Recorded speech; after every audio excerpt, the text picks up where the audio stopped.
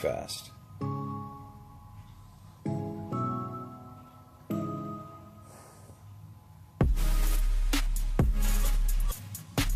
Always Mustangs.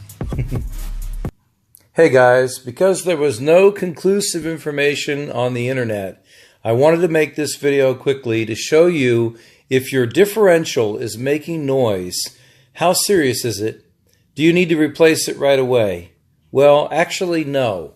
Here's the proof. Okay.